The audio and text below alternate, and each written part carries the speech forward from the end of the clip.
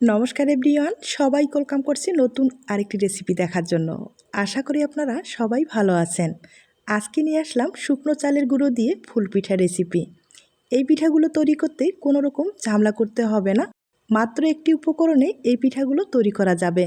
পিঠা আমাদের কম বেশি সবার প্রিয়, তবে অনেকেই আছে সময়ের অভাবে পিঠা তৈরি করতে পারে না। তাদের ক্ষেত্রে বলবো, একটু সময় বের করে এই ধরনের শুকনো পিঠাগুলো আপনারা খুব সহজেই তৈরি করে নিতে পারেন, আর একবার তৈরি করে রেখে পুরো বছর সংরক্ষণ করে খেতে পারেন। স্বাদে কোনো রকম কমতি থাকবে না, খেতে ভীষণ সুস্বাদু। এবার চলুন কথা না বলে রেসিপিটি শুরু করা যাক, আশা করি ভালো লাগবে। প্রথমে যেটা করতে হবে, পিঠার জন্য আগে ডোটা তৈরি করে নিতে হবে। কড়াইয়ে আমি পরিমাণ মতো জল ব্যবহার করলাম আর স্বাদ মতো লবণ দিয়ে দিলাম। এবার জলটাকে পরিপূর্ণভাবে ফুটিয়ে নিতে হবে। জলটা আমি ভালোভাবে ফুটিয়ে নিলাম। এবার এখানে 200 গ্রাম চালের গুঁড়ো ব্যবহার করব। আর এটা শুকনো চালের গুঁড়ো, আতপ চালের গুঁড়ো, আপনারা যে কোনো চালের গুঁড়ো ব্যবহার করতে পারেন।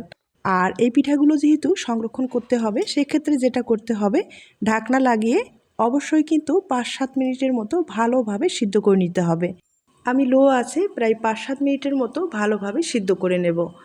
আর এই পিঠাগুলো দ্বিতীয়বার কোনো রকম ভাপে দিতে হবে না, একবারেই কিন্তু ভালোভাবে সিদ্ধ করলে পিঠাগুলো পুরো বছর সংরক্ষণ করে খেতে পারবেন। আমি প্রায় 5-7 মিনিটের মতো ভালোভাবে সিদ্ধ করে নিলাম। এবার যেটা করতে হবে, হাফ চামচ এখানে আমি কালো জিরাটা ব্যবহার করলাম। কালো জিরাটা ব্যবহার করলে পিঠার ফ্লেভারটা কিন্তু ভালো থাকবে, তাছাড়া পিঠাটা খেতেও ভালো লাগবে। আর এই পিঠার ডোটা তৈরি করতে গেলে একটু নরম রাখতে হবে, শক্ত করা যাবে না। নরম রাখলে ডিজাইনটা তৈরি করতে সুবিধা হবে এবং পিঠাগুলো কিন্তু দীর্ঘদিন পর্যন্ত সংরক্ষণ করা যাবে। ডোটা আমি খুব ভালোভাবে তৈরি করে নিলাম। আর এখন যেটা করতে হবে, আবারও ঢাকনা লাগিয়ে প্রায় 5 মিনিটের মতো চুলাটা বন্ধ করে এভাবেই রেখে দিব। এরপরে একটা পাত্রে আমি ঢেলে নিব। এখন অনেকটাই যেহেতু গরম রয়েছে, হাত দেওয়া খুবই মুশকিল হয়ে যাচ্ছে, তার জন্য একটা স্টিলের গ্লাস ব্যবহার করব আর খুব ভালোভাবে ম্যাশ করে নেব। আর চালের গুঁড়োর ডো কিন্তু সবসময় গরম অবস্থায় ভালোভাবে ডোটাকে তৈরি করে নিতে হয়। ঠান্ডা হয়ে গেলে পরবর্তী ফেটে যাওয়ার সম্ভাবনা অনেক বেশি থাকে, তাই যতটুকু সম্ভব গরম অবস্থায় ভালোভাবে ডোটা তৈরি করার চেষ্টা করবেন।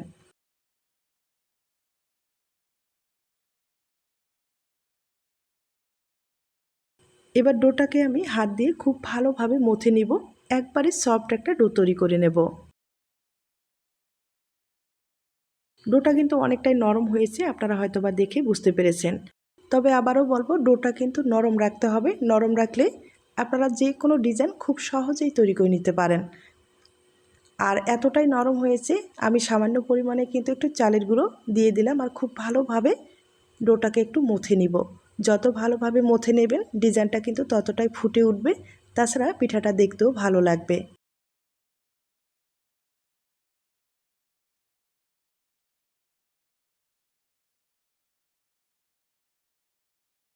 ডোটা আমি খুব ভালোভাবে তৈরি করে নিলাম। এবার আবারও পাত্রে রেখে অবশ্যই একটা ঢাকনা দিয়ে ঢেকে রাখতে হবে। এখন ডিজাইনটা তৈরি করে দেখিয়ে দিচ্ছি। ছোট্ট একটা লিচি কেটে নিলাম, আবারও কিছুটা মথে নিব। ওই যে বললাম, যত ভালোভাবে মথে নিতে পারেন ডিজাইনটা কিন্তু ততটাই ভালো আসবে। এখন আমি বেলার সুবিধার্থে সামান্য পরিমাণে একটু চালের গুঁড়ো দিয়ে দিলাম। আর এখন কিন্তু পাতলা করে বেলে নিতে হবে, যেহেতু এই পিঠাগুলো সংরক্ষণ করতে হবে। যত পাতলা করবেন ততটাই কিন্তু ভালো হবে। রুটিটা একটু বড় করে তৈরি করে নিলাম।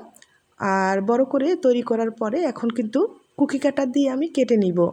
আর আমার মনে হয় এরকম ধরনের কুকি কাটারগুলো সবার কাছেই আছে, এগুলো কিন্তু বেশি দামও না। আর এরকম ধরনের কুকি কাটারগুলো থাকলে আপনারা বিভিন্ন রকম পিঠার ডিজাইন তৈরি করে পিঠা বানিয়ে নিতে পারেন।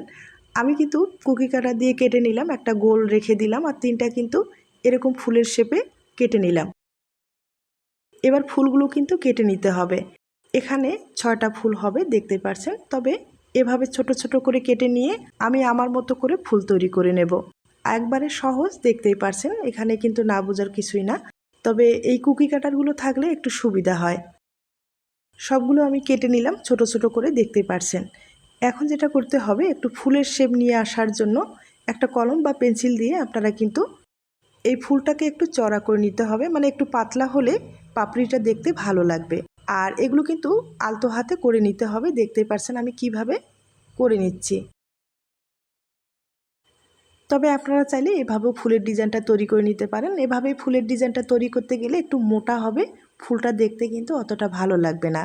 আর হালকাভাবে এভাবে যদি একটু পাতলা করে নেন সেক্ষেত্রে পাপড়িগুলো দেখতে ভীষণ ভালো লাগবে।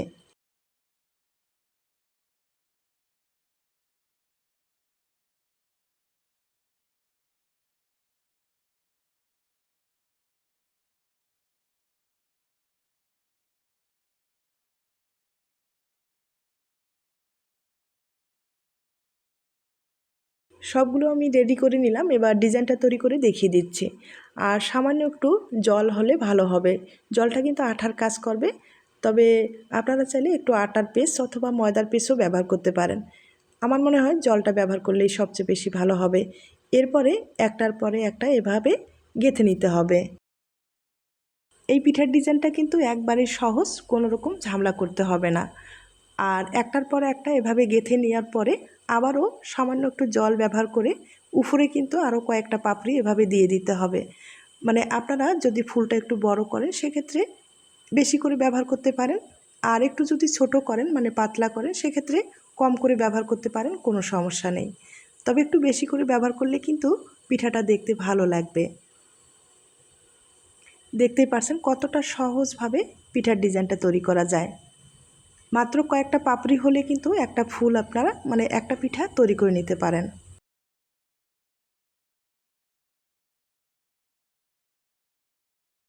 এখানে আমি মাত্র কয়েকটা পাপড়ি ব্যবহার করলাম, আর দেখতেই পারছেন একটা ফুলের ডিজাইনে পিঠা হয়ে গেল।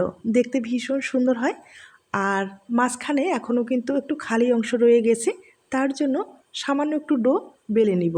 আর মাঝ বরাবর কেটে নিতে হবে, মানে একটু লম্বালম্বি একটা লেয়ার তৈরি করে নিতে হবে। এরপরে মুড়িয়ে নিলেই একটা ফুলের শেপ তৈরি হয়ে যাবে। আর মাঝখানে বসালেই পিঠাটা কিন্তু পরিপূর্ণভাবে দেখতে ভালো লাগবে। এবার আমি মুড়িয়ে নেব। একবারে ছোট করে দেখতেই পারছেন। আর এটা কিন্তু মাঝখানে বসাতে হবে, সামান্য একটু জল দিয়ে বসিয়ে দেব।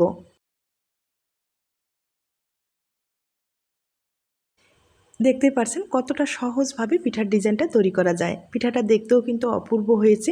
আপনাদের কাছে কেমন লেগেছে জানি না, যদি ভালো লেগে থাকে এই ডিজাইনের পিঠা ঝটপট বানিয়ে নিতে পারেন। আর আমি কিন্তু অফ ক্যামেরায় কিছুটা পরিমাণে একটু ফুড কালার ব্যবহার করলাম। এটা কিন্তু দেখার সৌন্দর্যে আপনারা চাইলে ব্যবহার করতে পারেন অথবা স্কিপ করতে পারেন, কোনো সমস্যা নেই। একইভাবে আমি আরেকটা পিঠা তৈরি করে দেখিয়ে দিচ্ছি। আর এই পিঠাগুলো তৈরি করতে যে বেশি সময়ের দরকার তাও না, কম সময়ে আপনারা অনেকগুলো পিঠা তৈরি করে নিতে পারেন। আর একবার একটু বেশি করে তৈরি করলে আপনারা কিন্তু পুরো বছর সংরক্ষণ করে খেতে পারবেন। তাছাড়া হঠাৎ কোনো অতিথি আপ্যায়নে এই পিঠাগুলো যেহেতু সংরক্ষণ করাই থাকলো, আপনারা ঝটপট ভেজে দিতে পারেন আর শিরাতে ব্যবহার করে পরিবেশন করতে পারেন। দেখবেন আপনার অতিথি কিন্তু অনেক খুশি হবে।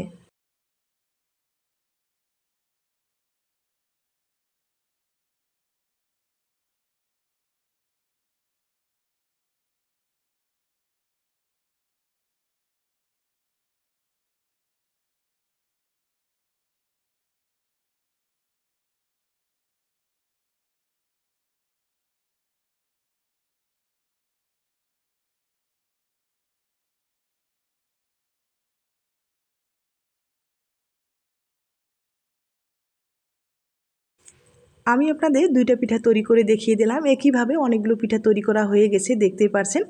এখন এই পিঠাগুলো আমি রোদ্রে শুকিয়ে আপনাদের দেখিয়ে দেব। আর আমি কিন্তু একদিনের রোদ্রে শুকিয়ে নিলাম। শুকানোর পরে কালারটা দেখতেই পারছেন কতটা সুন্দর কিন্তু রয়ে গেছে। আর পিঠাটা আমি আপনাদের কাছ থেকে দেখিয়ে দিচ্ছি, দেখতেই পারছেন কতটা সুন্দর হয়েছে। এভাবে আপনারা দীর্ঘদিন পর্যন্ত সংরক্ষণ করতে পারেন। তবে হ্যাঁ, আপনারা যদি সংরক্ষণ করেন সেক্ষেত্রে 2 দিনের রোদ্রে কিন্তু ভালোভাবে শুকিয়ে নেবেন, দেখবেন পিঠাটা অনেক দিন পর্যন্ত ভালো থাকবে। আর এগুলো যেহেতু রোদ্রে শুকানো পিঠা, অবশ্যই মাঝে মাঝে একটু রোদ্রে দেবেন, দেখবেন দীর্ঘদিন পর্যন্ত ভালো থাকবে। এখন আপনাদের কয়েকটা পিঠা আমি ভেজে দেখিয়ে দেব, এরপরে শিরা ব্যবহার করব।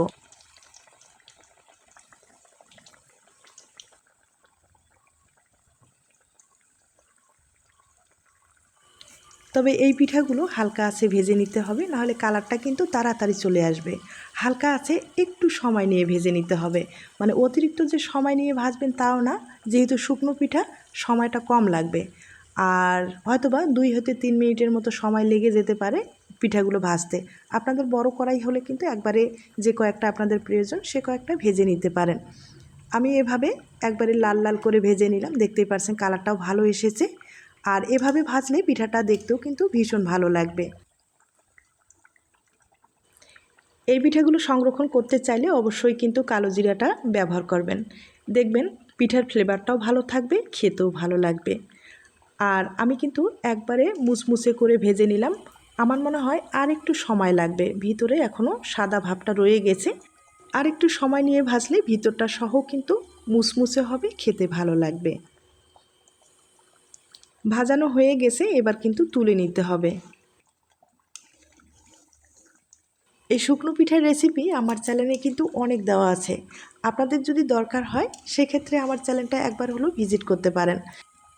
তবে অনেকেরই প্রশ্ন থাকে যে এই শুকনো পিঠাগুলো ভেজে নেওয়ার পরে ফ্লেভারটা থাকবে কি না। এটা চিন্তা করার কোনো কারণ নেই, স্বাদে গন্ধে পরিপূর্ণ থাকবে, এটা আমার গ্যারান্টি। এই পদ্ধতিতে একবার হলো তৈরি করে দেখবেন। আমি কয়েকটা পিঠা আপনাদের ভেজে দেখিয়ে দিলাম, এবার কিন্তু শিরা তৈরি করে নিতে হবে। আমি কড়াইয়ে শিরাটা তৈরি করে নিচ্ছি, এটা কিন্তু গুড়ের শিরা। আপনারা চাইলে চিনির শিরাও কিন্তু ব্যবহার করতে পারেন, তবে পিঠার পরিপূর্ণ স্বাদটা পেতে চাইলে গুড়ের শিরাটা ব্যবহার করে দেখুন, খেতে খুব ভালো লাগবে। আর শিরাটা আমি ভালোভাবে জ্বালিয়ে একটু ঘন করে নিলাম। এবার ঠান্ডা করে নিতে হবে, মানে হালকা কুসুম যেন গরম থাকে, এরপরে পিঠাতে ব্যবহার করতে হবে। আর পিঠাগুলো ভাজানোর পরে এবার কিন্তু শিরা ব্যবহার করব।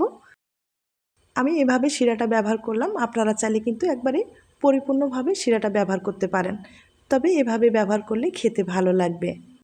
একবারে সহজ পদ্ধতিতে এই পিঠা রেসিপিটি তুলে ধরার চেষ্টা করলাম। আপনাদের কাছে কেমন লেগেছে জানি না, যদি ভালো লেগে থাকে অবশ্যই বাড়িতে ট্রাই করে দেখুন, দেখবেন আপনার ফ্যামিলি এবং আপনার অতিথি অনেক পছন্দ করবে। তবে ছোট্ট একটা রিকোয়েস্ট থাকবে, রেসিপিটি ভালো লাগলে বা আপনার কোনো উপকারে আসতে পারে তাহলে কিন্তু একটা লাইক দিতে পারেন। এখন আমি আপনাদের ভেঙে দেখিয়ে দিচ্ছি।